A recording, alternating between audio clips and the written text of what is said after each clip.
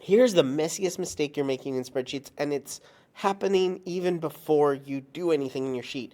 And it happens to every single sheet you're doing. So what's going on is you start a sheet and you put in data and it gets messy, or you put in data, other people put in data, data gets in there. I'm going to explain to you why it's messy from the get-go and what you're missing.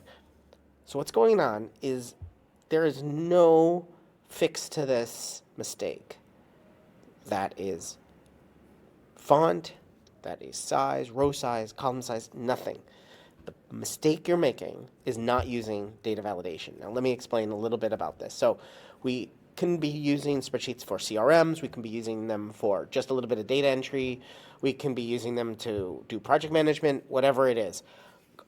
Often, we're going to have one of two things: dates or numbers, and we're going to have like some qualitative data, some data where we need to select it from a list. There's only a few items of text that could potentially be here. Like in this case, we have a name of like an employee, something employee here. We have an interaction, what they did with a client. And these two columns are going to get super messy because we're going to do some things like, oh, on this day, 2006, we talked to Sam Jones. And on this day, the 4th of 12, 2026, we talked to Mr. Jones or Mrs. Jones. Are these all the same person? Maybe they should be. But if we just type in anything, we're going to get anything. If you allow people to type in anything, they will type in anything. But I'm going to fix this mistake right now with some data validation. And it's going to feel absolutely magical. Right, I'm going to go into the C column here. And I can go to data validation. It's right there. I can also right click and I can scroll down to data validation. Sometimes this UI, it might be in some other places like view more column actions. Could be, that's where it used to be. Right now it's in data validation. But here I'm going to add a data validation rule. I'm going to add a rule. I'm going to say the criteria is valid date. That's all I'm going to do. I'm going to click done. I'm going to close this. I'm going to see one weird thing, which is that the header row has the same data validation and it says it's invalid, must be a valid date. So let me fix that. Right click, data validation. I'm going to go here at the top to this range. I'm going to just say sheet 1 exclamation point C 2 to C 1000, or even just C, and click done, and it'll fix it to whatever the current last column is. Okay, now it's no longer invalid, but what's absolutely magical is that I can double click and get a picker here. I'm gonna say today. I'm gonna click here, today, click, and I'm gonna say 2 days from now. It is absolutely magical. And if I'm not as zoomed in, it looks like this. There. It doesn't take up the entire screen, but it is pretty cool. I absolutely love this. I think it's absolutely one of the most magical things about Google Sheets that we can implement right away in just a few clicks, right? The other way we do data validation is if there's some text and we want to select text from a certain select set of texts. For example, we only have a few clients, and we want to say these clients are this interaction, and here's a different client, like Kermit the Frog. Not Kermit the Front. And if I start typing and I go, oh, Kermit the Front, no, that's not right. Or I say Kermit Frog, or Frog Kermit. These are all the same. And again, if you let anyone type in anything, they will type in anything. And it'll be not malicious. It will not be malicious at all.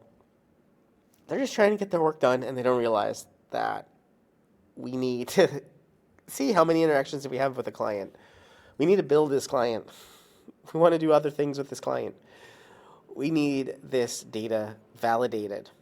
So right click, and we're going to use Dropdown now. In this Dropdown, we can add a few items. Kermit the Frog. Let me get that right at some point. Click done. And if I want it to be over the course of the entire column, I do have to change this D2 to colon D, D2 colon D. Click done. And you'll see right away that some of these have a little red triangle in the top right, and those are invalid. That's great. Now we can go and change this to all Sam Jones. Change this one to Sam Jones, change this one to Kermit the Frog. And also, one extra benefit of having this data validation be a dropdown is if I start typing Kermit, oh my God, it's right there. I don't have to type out the whole thing. I just select it. Isn't that awesome? It's also a little fuzzy search, so I can just type in frog, and there is the option, Kermit's Frog. If you don't like this pill, which I personally, as an old man of spreadsheets, I don't like it one bit, but I do understand that some people love it. But you don't have to have it. You can click this edit button, and you can say, hey, down here are advanced options. I actually want to display it as an arrow. Okay, so it looks like text, but it has a little arrow that indicates, okay, I can select a different one here. Cool. Or plain text. This plain text is fascinating because it will look just like normal text, but when you start typing, it has the dropdown. It is absolutely magical. Sometimes you don't want absolute magic. You don't want just like to surprise people. So that's why I prefer in 95% of dropdowns having arrow. However, I totally understand and I am empathetic to your needs. If you want the chip, or you want plain text to absolutely wow them. Or you don't even want someone else to see that there's a possibility that you've made your life easier and better in spreadsheets. You just want them to see the data. That happens. I see plain text as a very valid option here. You can click done. It'll ask me, do I want to apply it? Yeah, I want to apply it all of them. So now I just get my work done. Super easy. And I get my data validated. However, let me say one thing is that data validation means that we will validate the data type. We will validate the format. We will not make sure that your format is, we will not make sure that your data is correct. That's what I'm trying to get at the point. We will say, yes, this is Sam Jones. This is not Samantha Jones, not Mr. Jones, not Mrs. Jones, not Mr. or Mrs. Jones. It's Sam Jones. But is Sam Jones the correct one, the correct client for this interaction? Data validation won't help you there. I'm sorry. Hopefully this was really fun, and I hope all of your spreadsheets are better because of this video. You're watching Better Sheets here on YouTube. Make sure you check out this video or this video and subscribe right now to get more tips, tricks, how-tos, get more out of your Google Sheets than you ever have before. I'm excited to be making a ton more videos here. Ask me questions down in the comments, and I will answer them in future videos. But for right now, right here, one of these videos is going to be your next Google Sheet.